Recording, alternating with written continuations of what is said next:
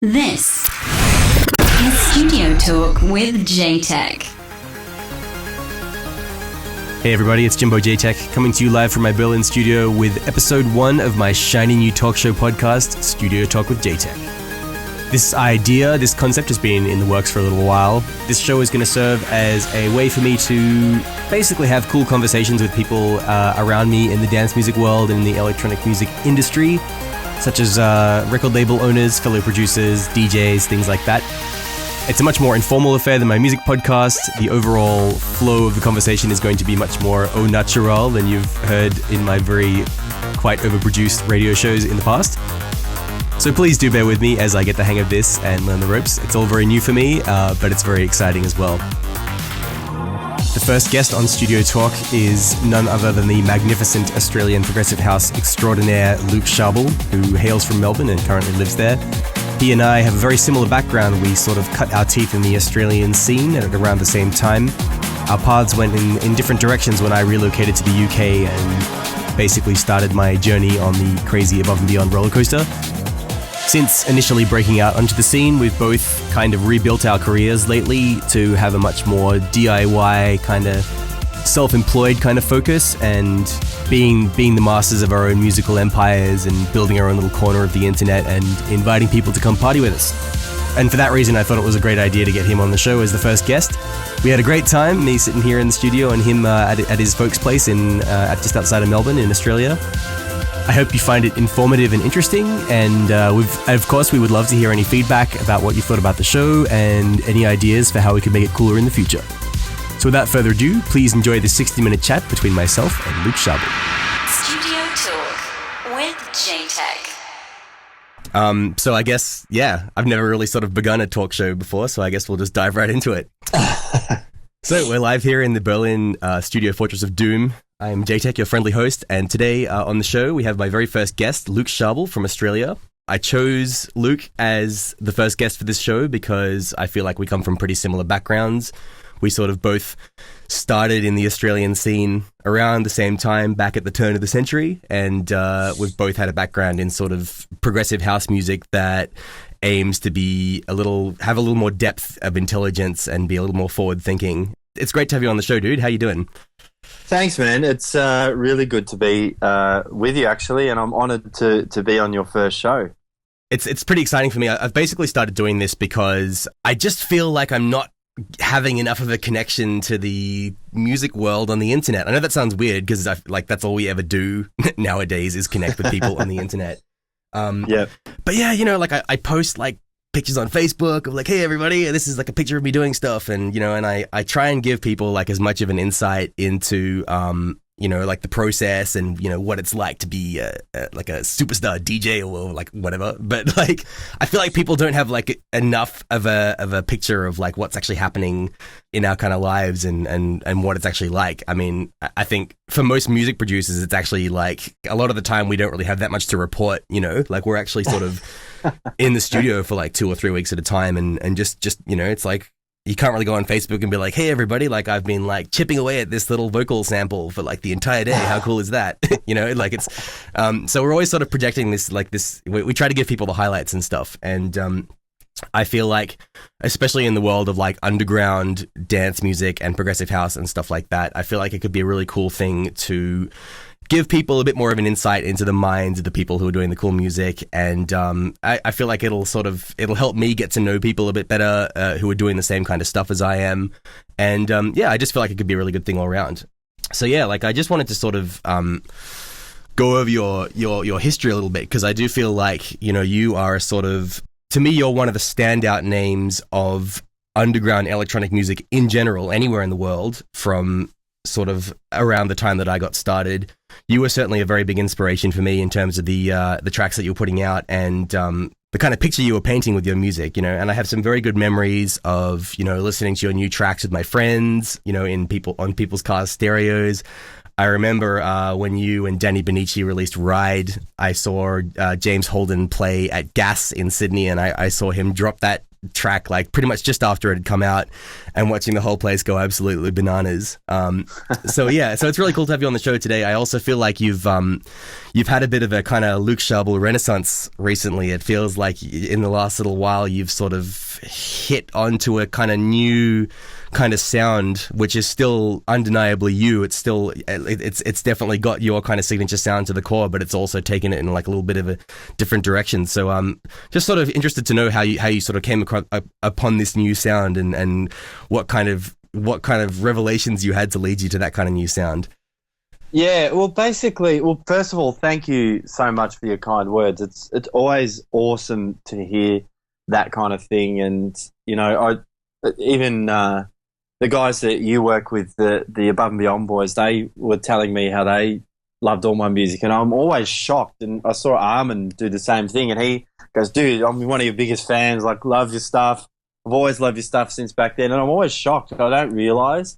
So it's really nice to hear that. So thanks for that. But as far as where I am now, I think the story has to go back to 2005, and I was having a bit of trouble being me. And it's not that it was easy to be me, but that's the problem. It was too easy to do Luke Chable, and I was getting sort of sick of being, people would ask for a remix and go, do that Luke Chable thing. And I'm like, well, I don't want to. I want to grow. I want to do new stuff. And if you look over my records from day one, they sort of all go to breaks, and then progressive house, and then progressive trance, and then progressive house, breaks, trance, and, all sort of all over the shop. But at that point in time was when I started touring the world. And I think I actually saw you around that time overseas in Argentina. Oh, that's right. Yeah. At Pacha in Buenos Aires. Yeah.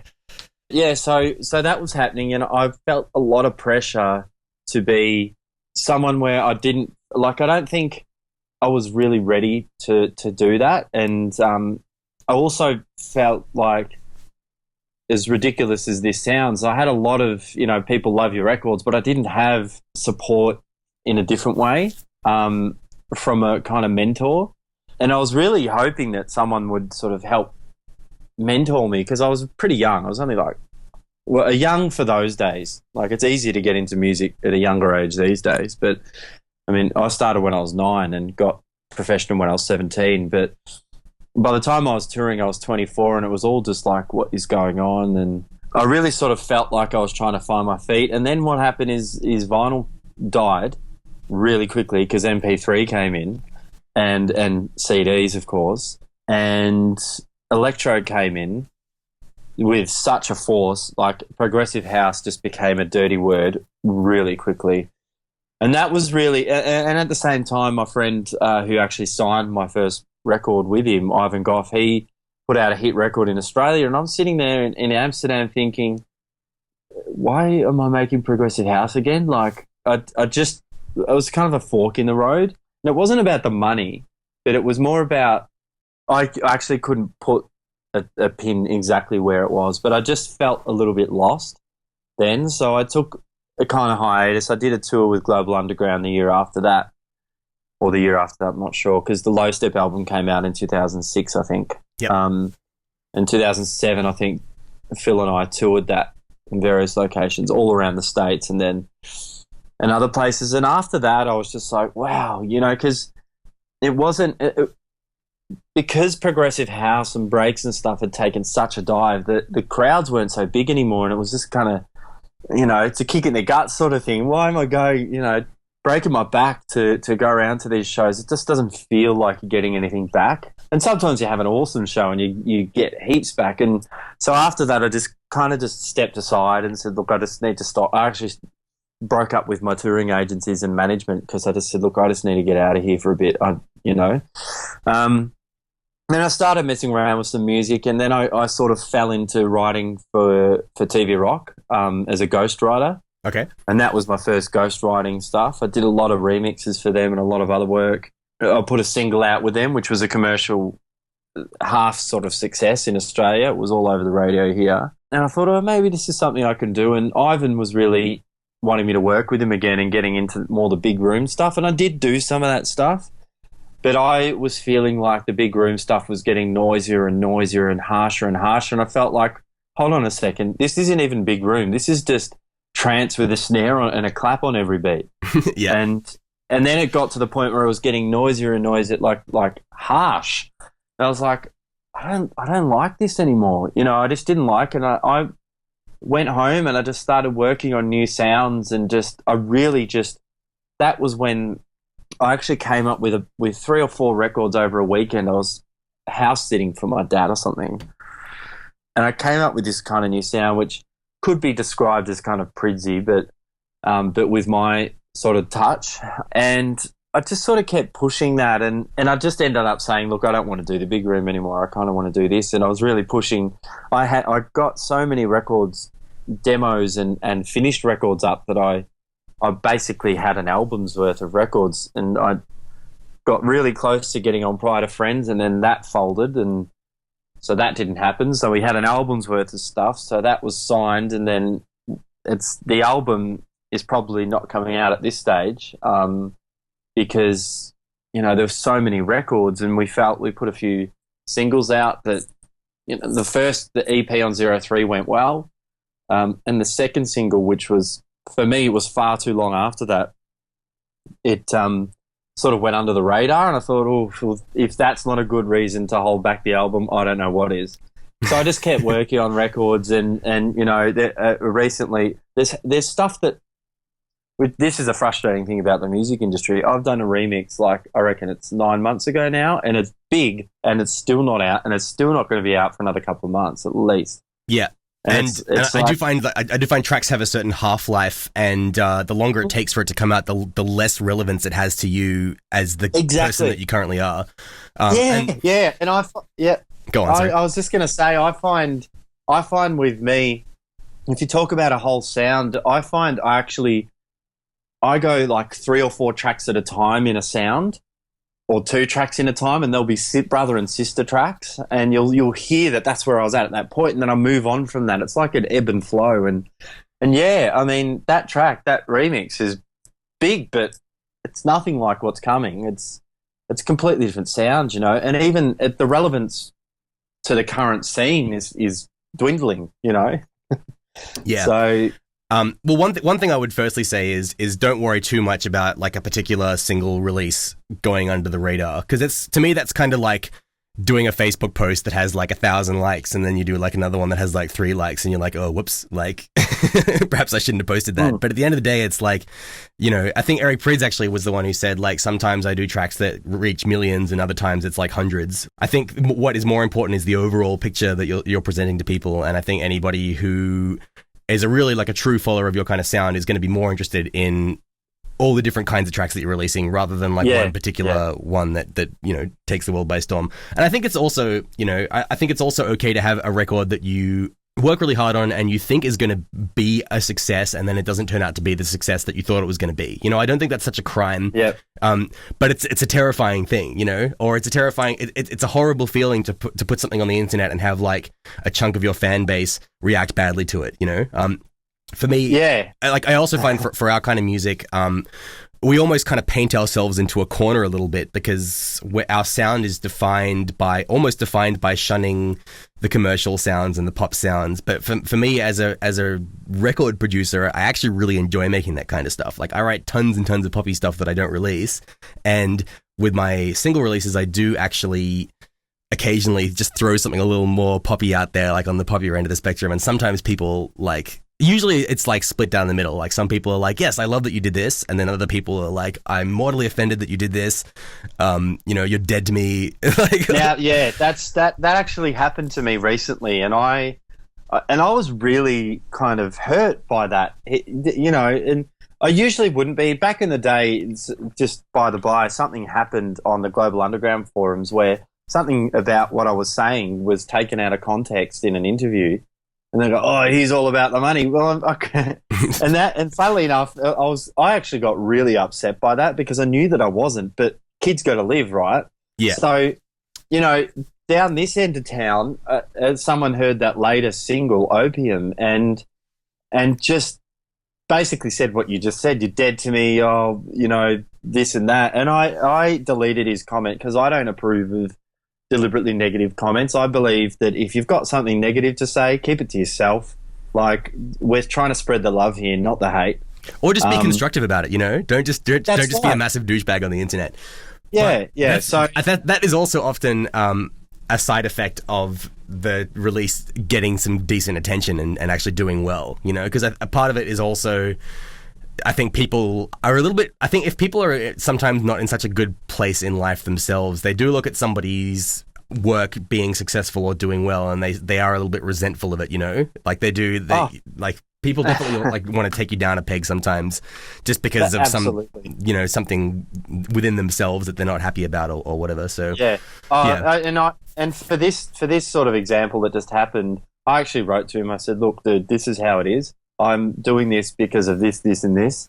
If you don't like it, if you want to pay me to do an entire Breaks album, by all means, you can pay me. I'll do it for you. Yeah. You know, I got to put food on the table. So, you know, there was definitely a point in time where like the laws of dance music suddenly forbade using break beats in like progressive music. You know, there was like this awesome progressive break scene and people like Hybrid and like all these kind of people doing like such cool stuff.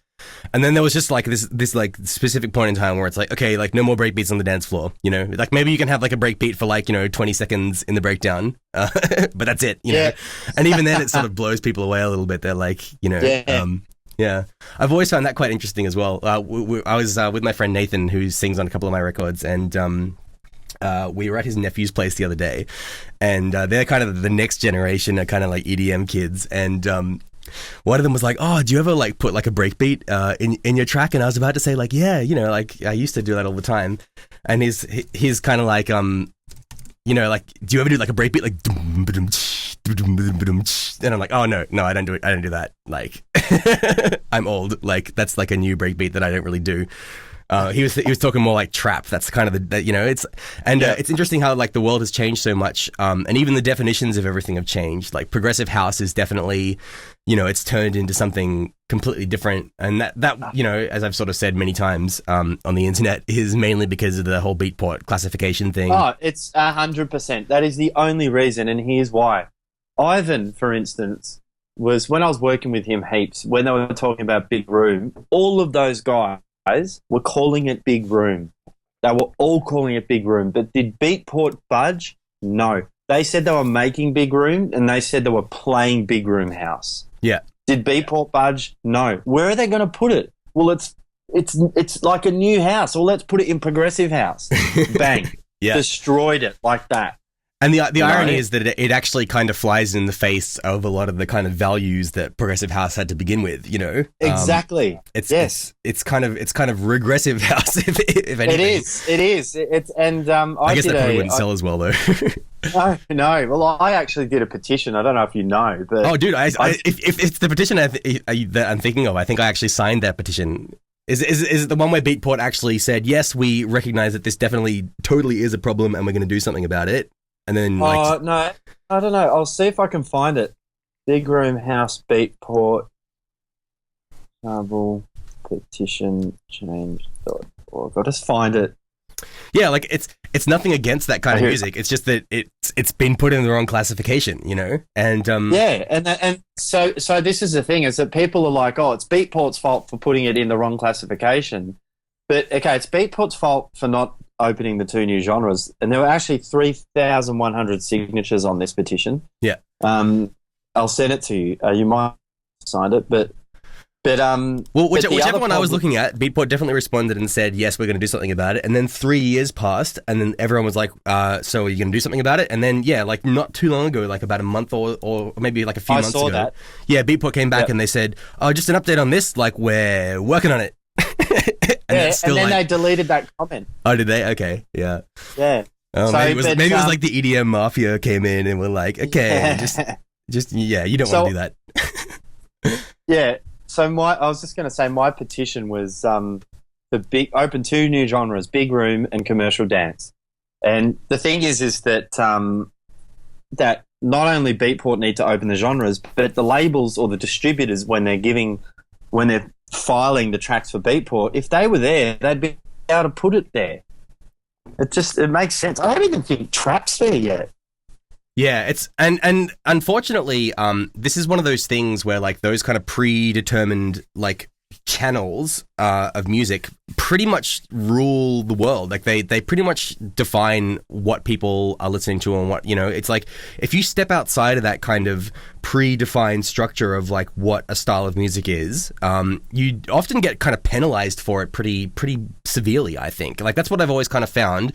I found that sort of like for me personally, I've had so many kind of industry types come to me and say, like, Jimbo, you really need to decide if you're a progressive house or trance. Like, you can't just sit in the middle of the two like this. You can't just straddle, like, the border between two worlds because nobody's going to know what to do with you.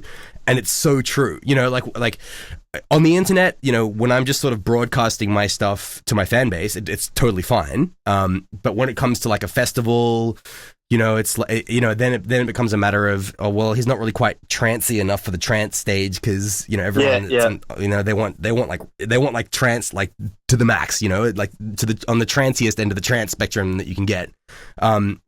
You know, but then it's the same with like the progressive house world. Then you perhaps a little bit too trancey for that, you know. So it's just one of those things that, like, I think, you know, perhaps what you were saying about, you know, like the new sound that you've started doing now is perhaps like a little bit more like bolted to that kind of Pridsy stream of like that ideology of progressive house, of that kind of Eric Prydz thing, which I think that's it.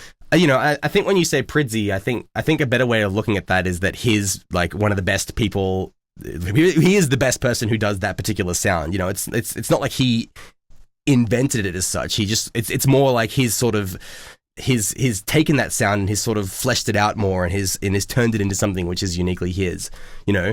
But I think it's one of those things. You know, I think you see it in other industries as well. I think if you look in like the world of acting or something, I think probably like Hollywood actors will tell you like you do need to play by the rules to some extent, or nobody's gonna be interested in you. You know, like you. That's right. Yeah. So I think where it goes wrong is when people redefine their entire sound to fit into that kind of thing, because I think that's when you start to sacrifice your integrity and you start to, you know, you start to sacrifice like the personality that your music has. It's an amazing point that you just brought up, because I laugh at some of the comments sometimes about my big progressive house now, and I'm like, did you hear Dream On? Did you hear These Days, Those Days remix? Did you hear this? Did you hear that? Or were you just blind? Yeah. So it's exactly what I was doing back then with new sounds and a slightly different vibe. Yeah. You know, it's just, it's no different to me. Another thing I would say is that I do notice that there's a kind of like, there's a trend with, I think with like the more notable producers and the more talented ones, there is this trend of like people having this burst of talent when they're like young. For me, it sort of started when I was about sort of 18 or 20. That was when people were sort of really interested in like the industry was very interested in like a lot of stuff that I was doing. You had this kind of like almost like unlimited pool of inspiration and creative kind of talent to draw on when you first start out. And that's because you still have so much to say, you know? And then I find what kind of happens is after that initial burst of kind of success and recognition and admiration and etc., artists often then have to like climb like a very big mountain, because once they've sort of said what they're all about with this big amount of music that's done well, you know, the story needs to continue. And I think it's when people hit that point, and for me, it was in my 20s, it's like you have to sort of reinvent what you're all about, and you have to sort of come up with a further definition of what your sound is and what you're all about. You have to continue the story, and that can be a very hard thing to do because it's usually happening at a time when you're figuring yourself out, you know. And so for me, like, I just hit a point where I just sort of decided, all right, if I'm going to quit, if I was going to quit, it would have happened by now. I'm just going to keep climbing this mountain forever until it kills me or until I finally like make some headway. And I think, you know, I think that's finally, for me, that's finally sort of happened in the last few years. You know, I finally kind of dug myself out of that sort of like sophomore slump, so to speak. Yeah. I was going to say, like, there's a couple of things that came to mind, and everyone has exactly what you're talking about. Ivan had it for years. When I stopped working with him, he was in that slump. I mean, that was for him. He's 10 years older than me, and then he met Grant and he did Flaunt It, and that was like, I don't know, 5-6 years or something, where he didn't know what he was doing. And he even after TV Rock, he's doing this. You know, he had another. Okay, what am I doing now? And it's sort of keep redefining himself. But for me, I went off and I did a little sort of Chemical Brothers, Daft Punk, Prodigy sort of band with the Shiloh guys. It was sort of an electronic sort of Daft Punk, Chemical Brothers, that vibe. And we didn't get that signed, so we moved on and we added rock elements, and then we turned it into a full-fledged band, and I started a rock band and I was a lead singer, and that was awesome and I loved it. But we got, you know, kind of stitched along the way and decided not to continue on that, and that's when I got back into my stuff. And the other thing I was going to say is, for me, I find right now, and people don't realise this, they think I've got my feet up in a nice big studio, making music all the time, you know, throwing the ball for the cat, that sort of stuff. When the reality is, I've never had a studio. I've never had a piece of outboard equipment. I've only had a computer and speakers. I still don't have a studio. Most of my time is spent working for other people, making music for them, polishing their records, mixing, mastering, and only a small percentage of time is working on my own stuff. And as far as that creativity that you're talking about, that's what I'm hurting with right now, is because I've got so much creativity, but I don't have my own time to spend on my own records because I've got to put food on the table. Yeah. So, you know, and this is that where I'm at right now, is I'm trying to get up to that point where I can tour a bit and continue doing my own stuff, because I've got so much left in the tank. It's ridiculous. It oozes out of me. It's and that's a very frustrating point to be at. We just don't have enough time to do your own stuff. You know, it doesn't mean get a ghostwriter, but you just, you know, I'd prefer to be doing my own stuff because I've got too many ideas. Yeah, I mean, and it definitely, like, I was lucky enough for a few years there that I could, you know, like, my life generally wasn't very expensive, and you know, I was like touring enough, you know, like there was enough going on. There were enough opportunities with the DJ gigs and stuff, where, you know, I could sort of get by just being a kind of like head in the clouds kind of artist, which, you know, like I'm very lucky to have had that for a time. But I did hit a point where, you know, suddenly, you know, there were not so many DJing opportunities as there used to be, and it was insanely more competitive all of a sudden, and there was suddenly like a hell of a lot more people vying for those kind of places on the lineups and stuff. And I hit a point where I was like, I'm going to need to hustle like really bad if I want to like exist, because I have nothing to fall back on. You know, I've thrown everything, I've put all my eggs into this like being a DJ basket, and yeah, I mean, so that's when I started. You know, like, I kind of realized that for underground music, you kind of like need to leave no stone unturned. You need to be exploring as many avenues as you can, and you do need to basically have a day job, like whether it be going and working for somebody else.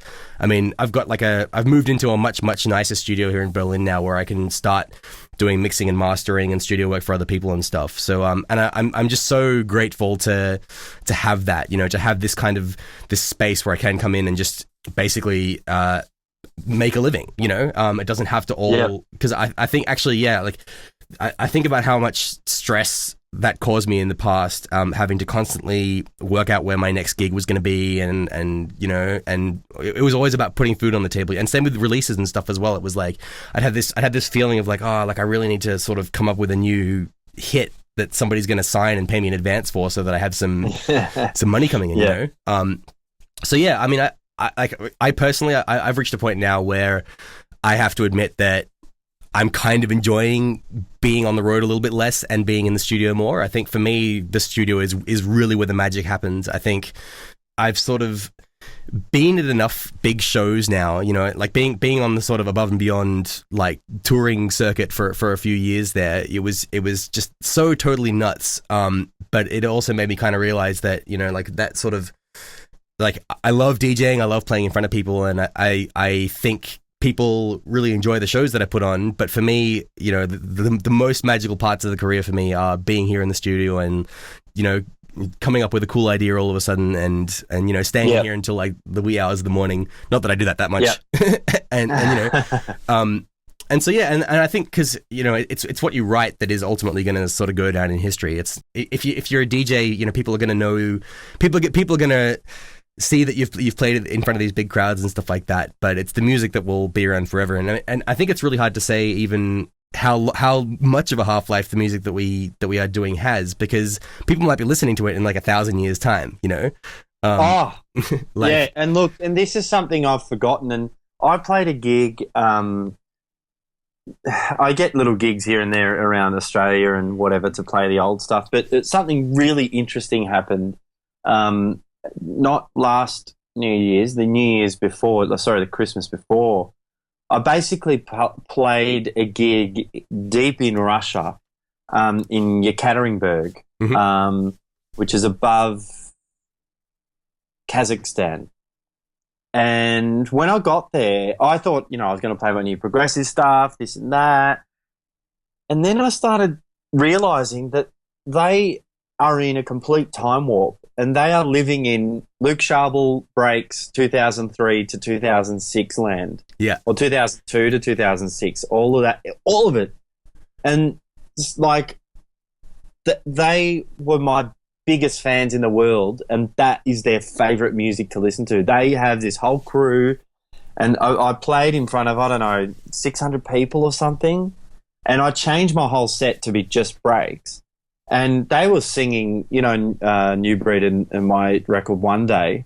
I don't know if you remember that, but they were singing the damn words to it, and I was able to drop the fader, and they were singing it. I was dead. And this record is from bloody 2004. The whole club was going bananas. The whole club wanted to shake my hand afterwards. I was like, wow, this is proof, like just what you just said.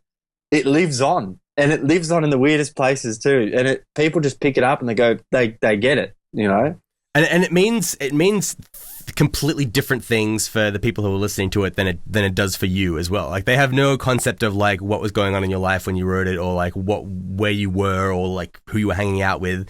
Like they're like, the way they receive it is totally different. It's like, like a lot of my friends really love like Jody Wisternoff's mixes. I don't know if you know the site Hybridized. It's like this faithful definitely. archive of like mixes from that kind of whole era, and like those like Jody Wisternoff mixes to me and all my friends, like they remind me of like summertime in Australia and like driving around in Canberra and stuff like that, which is probably the polar opposite of what it must have been like for Jody, like where he was living in the UK, where it's probably like cold and rainy, so people sort of take it and it kind of has its own life, and so for me, like that realization made me sort of go, okay, like it's really important firstly to make sure the record is properly produced, like it gave me an appreciation for like you should really get this right, because it's going to be like beamed into people's brains like hundreds, thousands, millions of times. Like your recent track I just saw, Comet has had over 1 million plays on Spotify. Actually combined it's like 1.2 million of just Comet itself, but on different playlists. But like that's incomprehensible, like you'll never be able to comprehend like 1.2 million people like listening to your track in all these different places. It's crazy. And it just is like, I mean, I sit there and I go, okay, think about this for a second. I mean, I know big artists are just used to that, but a little artist, like I said to someone else, PQM You Are Sleeping, the biggest plays I'd ever seen was on YouTube, and it would hit 150K. Yeah. Over 8 years. And it's like, what? How does that even work? But yeah, fun to watch. But yeah, congrats, man. I mean, that's really cool. Thank you. But like, once again, like we're living in this industry now where that is kind of starting to become like entry level in terms of like what people expect for like, in order to book you, or like it's just like I have people saying to me, because I have about 73 or 74,000 people on my Facebook, and people are always like, oh, you really need to get that number to 100,000, like, and that's when people really start getting interested in you. It's like it's kind of weird how that's changed, and it makes me wonder sometimes if there's too much of a focus being put on being a big deal. And like maybe we've put too much emphasis on like, you need to come and see this artist because they're a big deal, and because everyone's talking about them. A very, very good point again. That's a major issue. The numbers of plays you've got on your SoundCloud, the numbers of followers on the SoundCloud, the numbers of comments, the numbers of likes on your Facebook. And here is the issue. Here, someone who I'd known for years said to me, Beatport's irrelevant. And I said, actually, I'm sorry, hun, but it's not. Here's why. If you get a Beatport number one, you'll be picked up by an agent overseas, and if you get a number of Beatport number ones or for an amount of time, you'll get gigs overseas just from Beatport. It's as simple as that. Yep. And that's only one angle, you know. And I know so many other promoters who go, I'm touring a guy with 13,000 likes. So what? You know, is the music any good? How did he get those likes? Yeah, but I think I mean, it is a force of nature in many ways because, you know, it is also, you know, like the promoters don't have all that much control over how many people are showing up. You know, obviously they need to make sure it's well advertised and stuff like that. Yeah. But it's also down to the punters to sort of turn up to gigs where the artist may not be so necessarily so well known. And there are some places in the world, there are these kind of pockets of fans around the world that will, you know, like I think places like, and it's usually places that have a kind of cosmopolitan and a big population as well, like places like Tokyo, Japan. You know, like I think you can play any kind of subgenre of music and have a good turnout at your parties in Japan, and the people who come will get it. You know, they'll be really educated. New York is another one. Yep. I find I've never really had a gig in New York that hasn't had like a good number of people who are there for the music, you know? So it just depends. So, but like then in other places you're really fighting an uphill battle, you know, especially if it's places where they haven't had much of that kind of music before. There's a lot of convincing to be done. There's a lot of convincing of the promoters to be done, and there's a lot of convincing of the fans like to be done as well, you know? Yeah. I had a gig once before DJ Snake, and it was just after he released Turn Down for What. Basically, it was in this like it was in Minneapolis, and it was this big like stadium kind of thing. And I don't think I've ever been so like flummoxed as to what I'm going to play at a gig as I was in this case, because I knew that everybody was. I felt like everyone was going to be there for Turn Down for What, you know. And that's like it's like trap, you know. It's like a totally different style of music. And I sort of we discussed it with like the agencies and the promoters and stuff, and everyone was like, yeah, like it'll make for a really diverse gig. And in the end, that's actually pretty much exactly what happened. Like I got up and played, and everyone had a great time. And then like DJ Snake played, and everyone had a great time, like with a different beat, you know. And in the end, everyone was just there for a rave, you know. So yeah, like I just feel like maybe this idea of like underground dance music has to be always, you know, sort of swept to the side and put on the back burner to make room for the big guys. Like, yeah, I understand that there is this kind of gravitational pull that they have, but I also think there's like an unlimited like wealth of people out there around the world who love this kind of sound, you know. Yeah.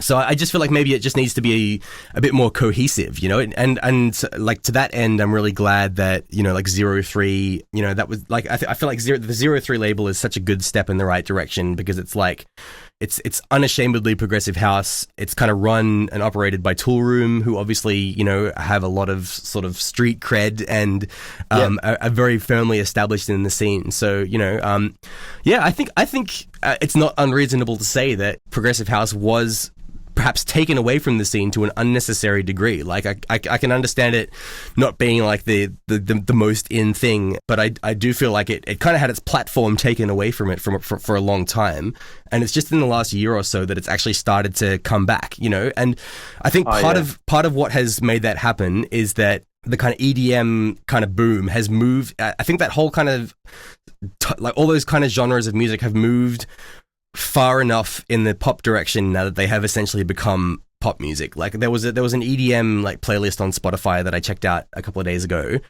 and it was basically just like a whole playlist of like Spotify kind of pop music. Like it wasn't even really poppy dance music. It was just pop. Like it's not even like a dance beat half the time anymore. Like it's, you know, it's moved far away enough, you know, and it's moved far away enough into like the kind of Justin Bieber kind of territory now that it's kind of created space for like dance music as it was pre-EDM to just kind of pick up where it left off, I think, and continue absolutely. Developing.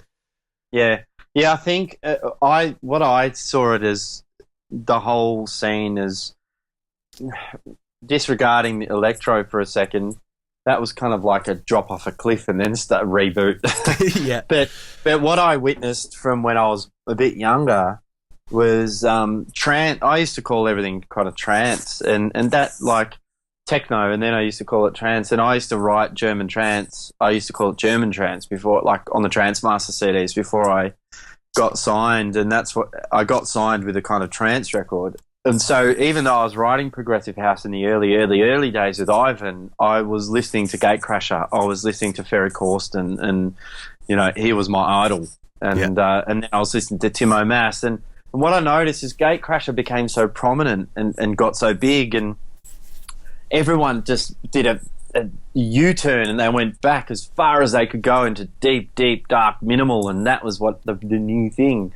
And then they went, well, this is too minimal, and they put tribal beats under it, and everyone's like, oh, it's just too much tribal. And then progressive house got its time again, and and I luckily caught that wave at the right time. I was in the right place, right time, and I was doing music that resonated, and you know, and then you know that went off in its direction. And unfortunately, I think that the industry was about a 20th the size that it is now. Yeah. So it would have been a bit better if that happened to me around now. although you feasibly might have made more money out of your releases back then than you would now. Well, yeah, absolutely. Yeah. But yeah, so the way I see it is it sort of ebbs and flows. You know, it goes down deep, dark, and everyone's into deep house, real deep house, and then they go, "Ooh, that's not deep enough. Let's do future house." Then they get the musical stuff again. And that's where progressive shines. And the trance guys can even call their stuff progressive house or progressive trance, as they call some of my stuff. You know. Yeah, and I mean the whole trance sound as a classification has moved sort of like back to like 128 BPM and stuff like that generally. Anyway. Which is where I left off in 2005 anyway. Yeah. So one thing I will say for the progressive house scene in Australia, though, was that it kind of, or maybe not even just progressive house, but I think actually the whole dance music scene in general, back in like the days of like In the Mix and the Future Music Festival was really big, and like, what was the New Year's festival there was like, Summer Days and Welcome. Yeah. Like all that kind of stuff. I think we actually kind of did it better than a lot of the world, you know, like there was a great scene in the UK, but like I think Australia has like almost like a better locale for that kind of music, you know. It was like we do. So I did hear a little report somewhere that suggested that basically this is back in the day, that we had more people going to dance parties and raves, like ratio wise, than anywhere else in the world. Yeah. So, you know, I've got a relatively small population, and we had 40,000 people going to Summer Days. Yeah. And that's a big thing for a small town compared to London. Yeah. Yeah. And I feel like I remember we had like in Canberra as well. Like so for those listeners who are not that familiar with Canberra, it's the small capital city of Australia that was built between Sydney and Melbourne because they couldn't decide whether to make Sydney or Melbourne the capital. Little backstory. We would have like raves at like the university refectories, and we'd have people like Satoshi Tomie come play. I remember he was the headliner once, and you know, we'd have like 1,500, 2,000 people show up. You know, we had like people like Hernan Catano. There was like one particular Sasha gig at the ANU, at the university in Canberra, which will forever go down in history as being one of the most, you know, like people like Danny Howells. We had this insanely well attended scene with like great production, you know, really big sound systems, great visuals, stuff like that. Like we did a really, really good job of it, and unfortunately, that kind of just fizzled out after a while. Like somewhere around like 2005, 2006, maybe a little bit later than that, it started to change, and there started to be a sort of, you know, like a lot of clubs and stuff were suddenly finding that they couldn't really keep themselves going unless they started turning towards more like R&B kind of foam parties and and stuff like that, you know. Yeah. There was this kind of so it kind of died off in a big way, and I think that's just because people got bored of the idea. Like, you know, like I think that was the shockwave of dance music hitting Australia for the first time and taking the whole country by storm. And I think that's what's really different now is that it's never going to be brand new again. This rave culture is well and truly firmly established all around the world. You know, even places like India in the last 10 years have gone from not having the slightest clue what any of this is to having this like constant EDM kind of touring scene, festival scene, stuff like that. Like it's all very set up and established now, and all of the different styles of music have been very much explored and in many ways maxed out in terms of the sound that the sound quality and the production quality and stuff like that. So yeah, but that said, I think there are still some artists who are like really pushing the envelope, and I still think it's going to be very exciting just to see where it goes from here, because if we have that kind of depth of intelligence of music coming back, combined with all of the cool stuff that we've learned from the EDM era, and there's so much good stuff that's come from EDM. There's like, they have refined the sound a lot, like the production, once again, you can play dance music on like the tiniest little pair of phone speakers now, or whatever, and it comes through loud and clear, which I think is a good thing, as long as it's not smashed too hard. It is good to have that kind of. So yeah, it's interesting, like the way that it's all changed. I also wanted to, because a really sort of big development for you in the last little while, obviously, has been Vocalizer, which I have put to use once so far, and had really good experiences with. Do you want to give us just a bit of a rundown of what Vocalizer is first and foremost, and how it all came about? Definitely. So basically, back when I was doing this new sound that we're talking about, I had one track called Easy, which was, people have heard it before on my Around the World compilation, but there was a vocal that I wanted, and I was telling people, this is the vocal I want, like this guy, kind of like that, kind of like this. And then I was just sitting there one day after I just showed some people in the industry that record, and I thought, why can't I do that? Like, why can't I just go to a website and type in Beyonce, $300 Melbourne, and it will show me all the people that sound like Beyonce in Melbourne? And I thought, you know what? There's nothing like that. And I just did a search. I looked around and go, there was absolutely no, I know there's nothing because no one's told me about it. And then my brain exploded, and over the next 48 hours, everything you kind of see just came out, and bar a few things. But so what the idea is it's a way, I mean, previously you'd finish your record, you'd ask a friend, and do you know any vocalists? And 6 months later they go, hey, my friend's dog's cousin's auntie's possum's friend knew a vocalist once when they were at this funeral. And and then from there we sort of developed it to, as a community, as a industry, we developed it to, all right, so you go off and you go through YouTube for the next 2.5 weeks flat and find someone, and if they come back to us, then awesome, it's meant to be. And still, it was a ridiculous situation, and I just thought, well, how could this be awesome? What do I want? What could be awesome? And that's where I say, well, I just want to post a gig or just look for a vocalist first up. I just want to look for someone that sounds like Dido. Type that in there, bang, you've got all people who sound like Dido or close to Dido, and all of a sudden, there's no sob stories, it's just straight to the point.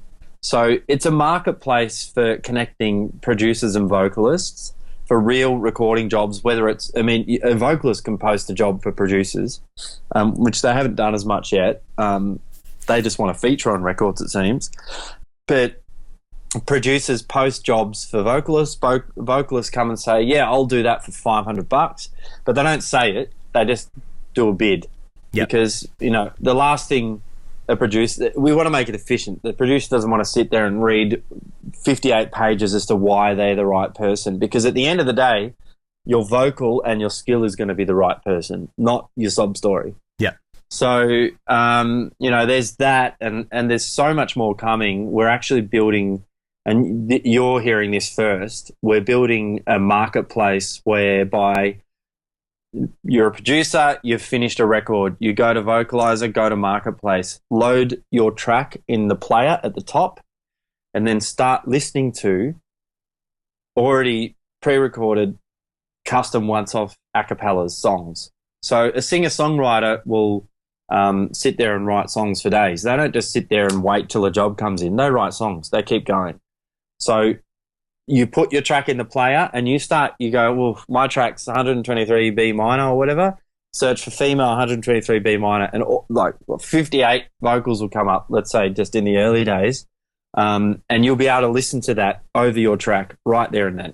That's immense. That'll be awesome. Yeah. And and that's and then you'll be able to either buy it straight off or bid to buy it.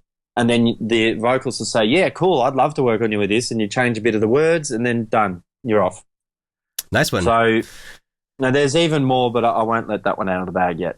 Okay. Well, thanks for the reveal. That's that's great. I mean, yeah, because up until now, I mean, my experiences with vocalists has generally tend to be like the conversations I have with other producers are like, I'm sort of looking for a vocalist, and they're like, well, I've got these, it's almost like a shady deal being done in like a back alley or something. They're like, oh, I've got like a few hookups here, I can hook you up with this person, and then some of them get passed around too much, it's like, sometimes it's like, oh, well, you're a good vocalist, but like, oh, like these other 5 artists that all sound just like me have already used you, and it's like, and so, I guess typically people nowadays are looking for vocalists that haven't been used so much, and I think that's what's so cool about this service is it is a way for anybody to just put themselves on there, and if they have talent, it'll be recognized.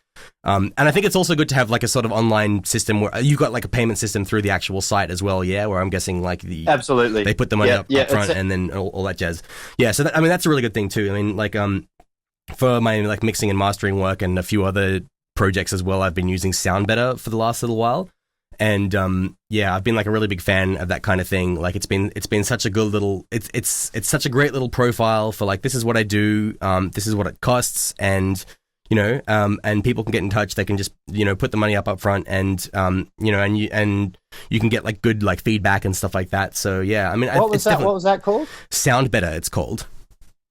It's actually it's a very, very similar functionality to Vocalizer. It's and they've done a good job of it too. And I've applied for a premium kind of like account with them. And so what they like, the base service is free, and they have this kind of premium account. But once you actually apply for premium, there's no guarantee that you'll actually get it anytime soon. Like you actually just get put into a kind of waiting list. And the reason that they do that is the premium account allows you to apply for other people's jobs. Like the base account, the only direction that it flows is that people can approach you for work. It's a place for you to advertise your services, and people can come to you. Whereas if you have a premium account, there's a jobs board where you can go and apply for a job, and the idea being only 5 premium engineers or producers can apply for a single job. So you're never like fighting. You never have that much competition, in terms of other people applying for the same job. And so the reason they're slowly rolling that out is that they're only allowing new kind of premium engineers in at a ratio that matches the amount of incoming jobs that they have as the service gets bigger. So I think that's really clever. And it's so, I am kind of going for that inner circle. And so like for the moment, I'm just basically like building my reviews and stuff like that. But it's been really cool. It's been a really good way for me to just sort of broadcast to the world that I have this cool studio and I have the time to like do cool stuff like for your music, if you need it.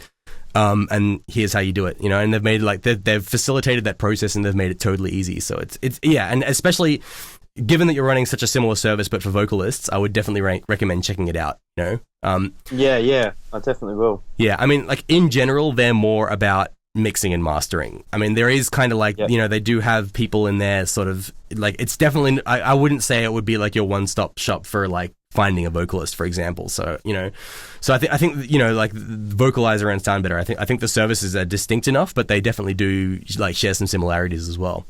Yeah, cool, interesting. Yeah. So as far as mixing and mastering goes, I do have a few kind of canned questions for you, which I think people would be interested to know about. I mean, I've sort of decided that this show is always I'm not really going to make the focus about like what resonance do you use on your like EQ filters, or like what compressor settings do you use. I feel like we definitely get buried in the technical stuff a little bit too much, and there's a lot of that out there as well. So I'm kind of all more about the kind of like spiritual approach to things and the overall kind of like ideologies that different producers have. But I will ask, what kind of setup are you generally using as far as speakers go? You said you don't use much of a setup, but as far as software that you use and stuff like that.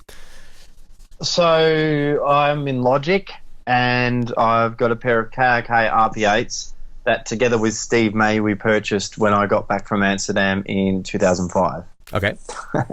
And that's it. What's interesting? I had some KRK VXTs, and I ended up getting rid of them because I just felt like there was so much that they were not telling me, and there was so much that they were getting wrong.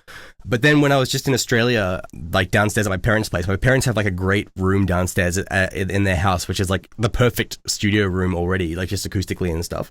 And I borrowed some RP5s from a friend of mine. And they were so awesome that I think I'm actually going to get some here in the studio. I've got some Adams and Dynaudios here in the studio, and the Adams are great. The Adams have this kind of big, kind of like nice kind of studio finish and nice clarity and stuff. But those like RP5s and RP8s, like they make you focus on what's really important, like with the groove. I find I find that like stuff you do on them, it sticks. It comes through really well on like laptop speakers and stuff, and on club systems as well. Like it's got that kind of clubby kind of thumpiness, you know. What about headphones? Do you do much work in headphones?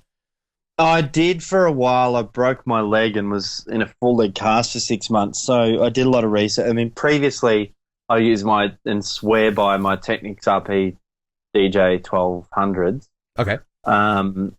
They're just like a friggin' dance music system. And I knew them really well, but they're really bad for your ears because, well, if you listen to them at long lengths at really loud volumes, they compress so well. Yeah. But when I broke my leg, I got onto the Bad Dynamic DT Pro 880s, and they're open ear. But I got usually you should have a nice little amplifier to drive them, a flat response amplifier, non-coloring, and these are a little bit higher ohms just for laptops. So yeah, I was on those for quite a while doing heaps of records that I remember. I actually did a remix for Ivan and TV Rock remix that my name went on as well. But he ran me, he goes, "Mate, have you got your new studio set up?" I said, "No, I've still got a broken leg and I'm lying in bed on headphones." Bloody hell. And I could hear his wife in the background go, "Well, you don't need a $20,000 studio, do you?" So, amazing. Yeah, they're really good headphones. But it's, you know what? At the end of the day, anything works except for laptop speakers. I can get some stuff out of there if I know what I'm looking at. But most stuff works. You just got to learn the speakers or the headphones. Once you learn them, you can go anywhere. Definitely. And I find it's good to have a few different systems to bounce back and forth between. Like, yep. I like at the moment, another service, actually, just as an aside, another service I would really recommend to people is Splice. It's basically like Dropbox for producers, and it's free and it has unlimited space. It syncs all of your projects between home and the studio, for example, or between you and other people. And not only does it do it automatically and archive each save, but it also uses good compression to decrease this, like, you know, it compresses all of the audio before it in like a lossless way before it uploads it, so that, you know, you don't have like any kind of like massive like download and upload. And so I'm really loving at the moment sort of being in the studio and like working on everything in here, and then going home and then just opening up the project at home and continuing to work on everything with different systems. So, you know, yeah, like I like my MacBook laptop speakers. I like working on my laptop just because the audio interface is like a little bit different somehow, like with my headphones and stuff, it's like a little bit different. You know, I've got my old Alesis speakers set up as like my lounge room kind of hi-fi system. So I think it's really good to sort of bounce around between different systems. You know, usually, you know, it's not until you listen to something on laptop speakers that you realize that something's wrong. You know, like your kick might be too loud or whatever. But as far as mix approach goes, what's your general sort of approach to mixing? Are you the kind of guy who does it all as you go along, or do you just sort of put the track together at first? Definitely musically? Do it as I go along, 100%. I've always done it like that. It's just, for me, that's faster. Because I know what I'm doing. I know how to get a certain sound, so I'm really quick. And then I'll go back and once I've got it, I have a little a naming convention that I came up with. And so there's D and D1, D2, D3. That's all demos before there's a full mix. Okay. And then when there's a full mix, like a full length record, which is pretty much done, pretty much is the quote, then I'll call it an F1, and then I'll go F1, F2, F3, F4, you know, blah, blah, blah. And so, I mean, I can go through from F1 to bloody F10 because I'll listen to the track. Even if I think it's done, I'll sit there and I'll listen to the track in headphones or when I'm going to bed or something hundreds of times. I'll just keep going through it, and things will come out and pop out and do this and do that. So I mostly mix it as I go. And these are my tracks though. Other people's tracks, I know how to mix stuff. I just go through and mix it and get it to the point and then do the changes that they want. But with my stuff, I'm a bit of a perfectionist, so I polish the crap out of it. So, I think also it's when you dive into somebody else's mix, you can see straight away what needs to be done. I find it's you have to think a lot harder about it with your own music because you have more blind spots with your own music. You're very, very like acquainted with your own sound, and therefore it can be easy to overlook some really, really simple basic things. And that's why I think it's also good to have like a few people around you who aren't necessarily so technically minded about the whole thing, who can listen to it and just give you like a layman's opinion as well. Yeah, that's right. Yeah. I have like really sort of two more main questions that I want to ask you. The first one would be, what would you say has been your biggest breakthrough with music composition and production lately? Lately? Ooh, that's a good question. I'll tell you, I'll answer it slightly differently. Sure. One of the most amazing pieces of tech I've touched recently is Push 2. And I use Logic, and I don't like sitting down to make music in Ableton. I think it's just so backwards. But when I sit down to make music with Push, it's a completely different set of rules. Like there's something nice and organic about it. It's so much fun. And Danny and I are actually, Danny Benici and I are starting a new live act around we're having 2 pushes and 2 analog keys, synths and blah, blah, blah. But I think that's the most breakthrough thing I've touched recently. Definitely. Yeah. Is the Push 2? I've seen like a promo video for it, but I didn't really have much of an understanding of how it worked. Is it kind of like a launch pad type? Like is it sort of to mirror the kind of Ableton Live interface? This is what I think Push 2 is. I think Push 2 is the realization of Ableton Live. I don't think that when you look at the computer, I don't think that's the realization of Ableton Live. I think Push 2 is the realization of Ableton Live. It's taking being out. You can make music on the fly. You can do whatever you need to do. You can add effects, do this, and it's so quick. I could be quicker with a mouse than in Logic, but organically and just getting ideas up. It's how Ableton should have been from day one. So I think, once more people get onto Push 2, that will do really well for them. That sounds very interesting. Yeah, well, I'm a massive Ableton head, so that definitely sounds like something that would be fun to check out. I did used to do like a live tour, like I did a couple of live tours. Didn't really do that many gigs. I did one tour of Australia, and I think I did one in Japan as well, where I had like a MIDI keyboard and I had like an MPD and like all this stuff. And it was like playing live, and like it was cool. But back then, I just felt like I didn't have enough control over everything, or with as one person, I could only control so much, and I also felt like what I was doing wasn't apparent enough to the audience. But maybe actually that is starting to change now. Like maybe that's the direction that it's heading in a bit more, is this kind of like live performance thing, because I think that that does add I think nowadays that adds a layer of interestingness to the show that perhaps DJing doesn't necessarily have.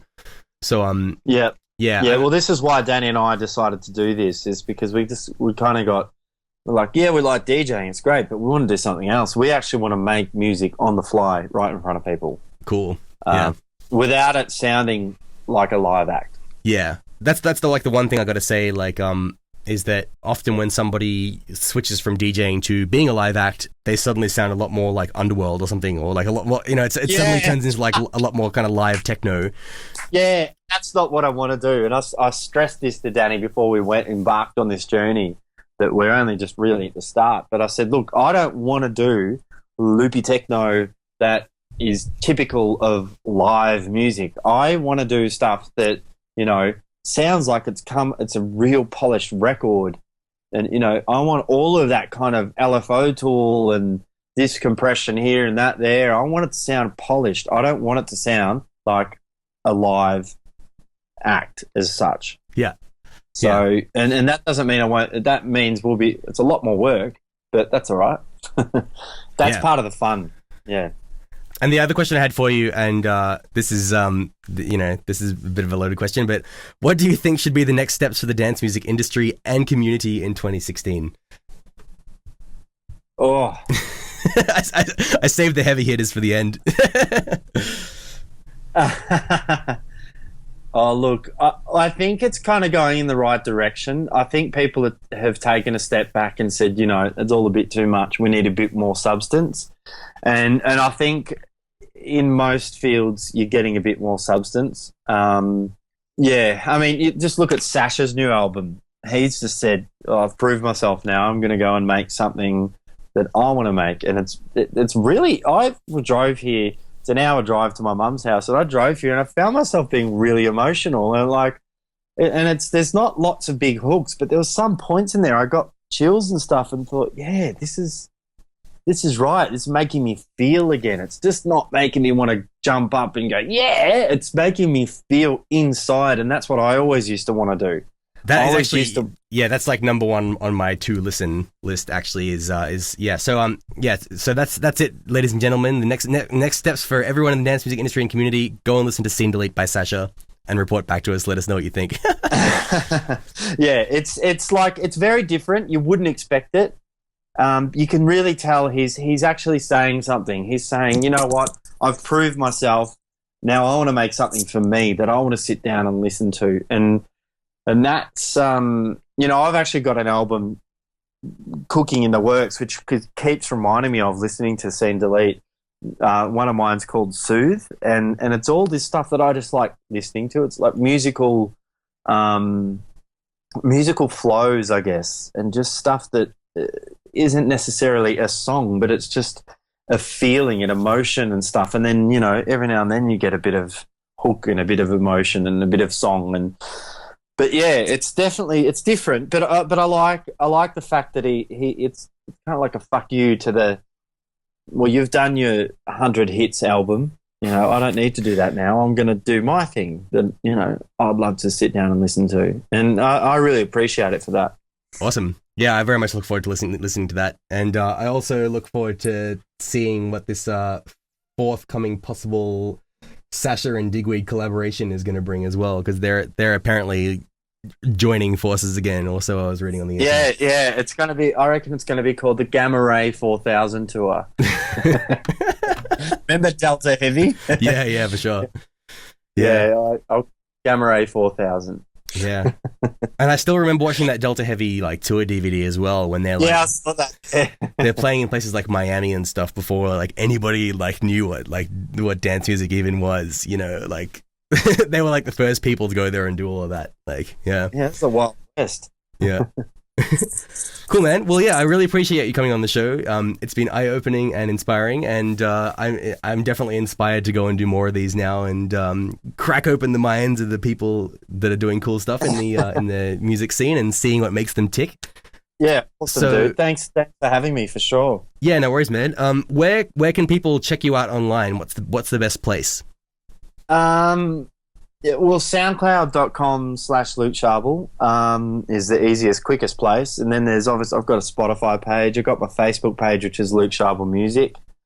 There's a couple of unreleased remixes on lukechable.net, which is LUKECHABLE.net, that's a Dead Mouse remix and the Eric Prydz remix. Yeah, that's about it, really. Awesome, man. So yeah, I think that's pretty much it. I don't know how to end this. how do you end a talk show podcast? Who even knows? Sayonara. Cool, man. Thanks very much, and we'll catch you real soon. No worries, dude. Thanks for that. Thanks. See ya. Thank you. Bye-bye.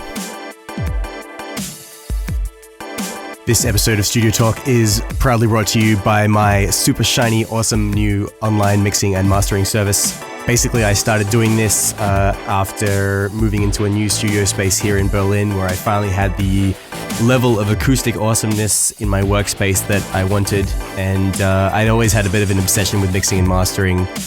As a result of doing the Jaytech Music podcast for the last 8 years, so often I've had to sort of put 8 or 9 or 10 up-and-coming producers' tracks side by side, and occasionally give them a little bit of a bit of polish on the mastering front here in the studio before sending it out for public broadcast. And what it gave me was the ability to sort of be able to just very quickly look at a track from from a progressive house producer or an electronic producer, and to be able to see pretty clearly what the track could use and to give it a bit of a boost or to get the balance of things right. It's not usually a case of applying some fancy tricks or giving it some mega bass boost or something like that. Usually it's more so a matter of working out where the mistakes are and correcting them, much like somebody would proofread a document. So it's been going really well. Everyone who I've been working with has been really happy so far, and it's just been great fun. If you'd like more information on this, you can check it out over at mix.jtechmusic.com. The service itself is hosted by Soundbetter. That link is actually just a simple little link that I set up on my domain to link you through to the Soundbetter page. So go check it out, have a listen to the samples and read the reviews, and by all means get in touch. Please note, however, that I will be on tour in the USA for the next 3 weekends, and so won't be doing any further mix work until June 20th or so. Speaking of the USA tour, I'm playing Friday, 3rd of June in New York. After that, it's Chicago, Philadelphia, Minneapolis, Los Angeles, and San Francisco. So for full tour dates, please check out my website, jtechmusic.com. To finish things off, here's a little preview of some of the tracks that have been mixed in the studio this month. Thanks for listening.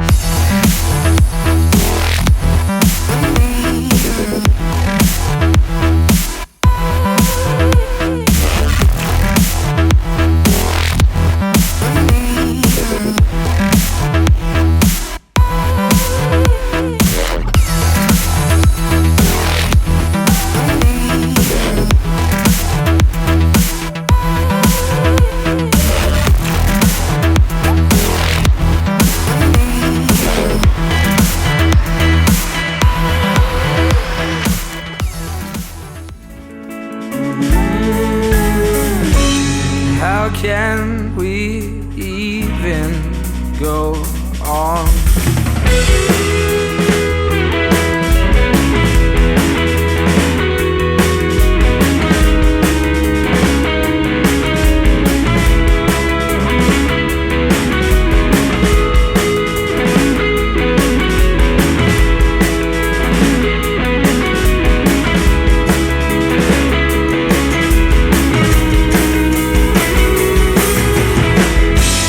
Any way that you can.